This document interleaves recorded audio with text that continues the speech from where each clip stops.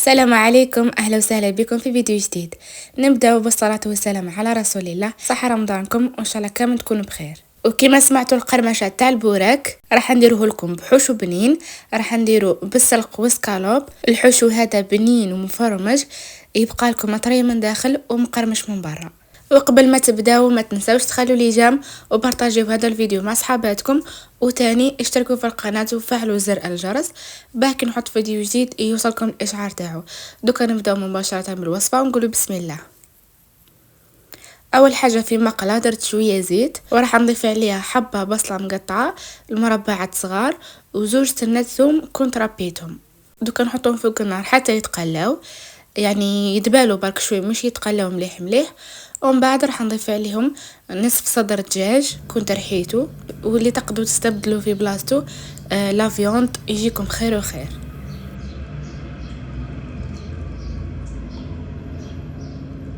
نزيد عليه توابل، عندي شويه ملح، الملح ما تكتروش خاطر ديجا السلق، من بعد راح نضيف السلق يكون مالح. وتاني راح نزيد عليه الفرماج حتى هو راح يكون مالح، يسمى ما تكتروش الملح.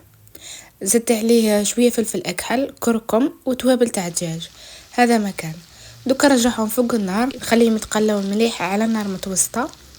يزيد يدبل البصل ويتكرمل باش نضيف له السلق.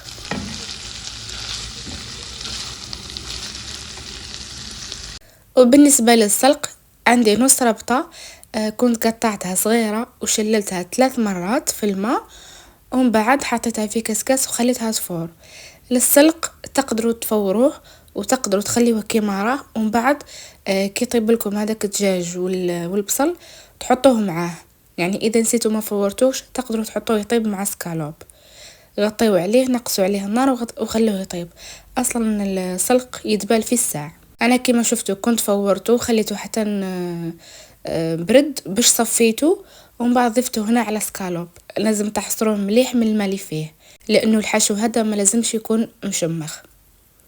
ومن بعد زدت عليه 2 مغارف كبار من الجبن، استعملت تاع موندور. وكما تقدروا ديروا فرماج رابي، المهم استعملوا جبن يكون بنين.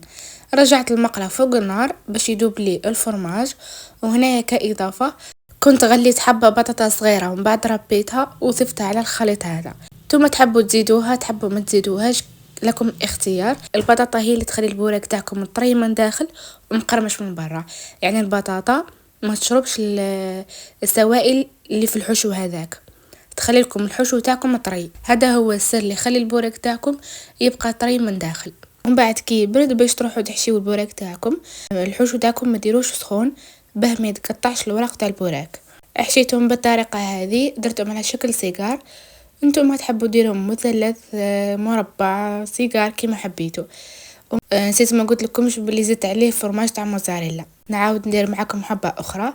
نطوي شويه من الورق تاع بوراك، ومن بعد ندير كميه مليحه من هذاك الحشو وشويه فرماج، نغلقها مليح ومن بعد نروح نقليها في الزيت. الزيت ما يكونش ياسر في المقله والنار تكون متوسطه.